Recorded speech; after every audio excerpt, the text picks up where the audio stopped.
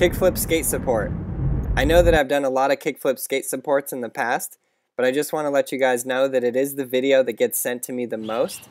So apparently kids need the most help with the kickflip, or want the most help with the kickflip. But I will do any trick that you guys want, so please send me any variety of trick. brailleskate@gmail.com is where you send your videos to. Good, so now for this guy here, your ollies are pretty good. You're getting them off the ground, and the motions of your front foot look pretty good. It looks like you could do some work to increase your board control. Like you can see, sometimes your back foot falls away from your board a little bit, so you could increase your board control there. All that really takes is more practice on the ollie and getting more used to it. Now on the kickflips, I see that you seem to have a problem spinning the board enough or too much, etc. So the first thing I notice is that your front foot is flicking the board and you're kind of throwing the board away a little bit. Kind of like on that one, you just kicked it out in front of you.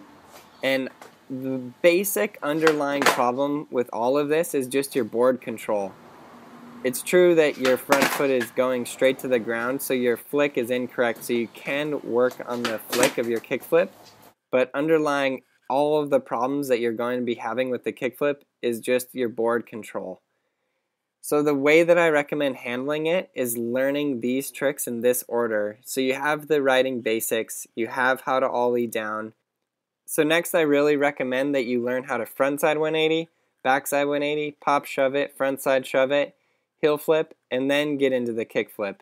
You can switch around that order a little bit as long as you're building your board control enough as you go.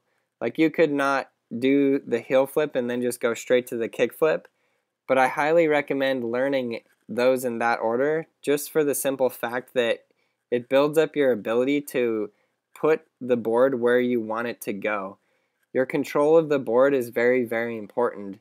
So if you want to keep the board underneath your feet, you can practice these simple steps like just popping the front of the board up and then flicking your front foot off, and that's basically how you're going to learn how to do the kickflip. But if your board control is not quite there yet, then even if you're doing this flick properly, you're not going to be able to control the board well enough to keep it underneath you. And that's kind of what happens when the board just gets thrown away. So the reason I set up the tricks in that order is because it introduces the least amount of change in between the tricks. From the ollie to the kickflip, there's a ton of change because your board is spinning underneath you and then you have to catch it. But from the ollie to the frontside 180, all you're changing is turning your head and your shoulders and turning your upper body, and your lower body will follow as you pop. So there's one thing, and I set it up that way so you can take each step all the way up through kickflip. Now I cover all of the steps in Skateboarding Made Simple so you can do that exact sequence that I covered.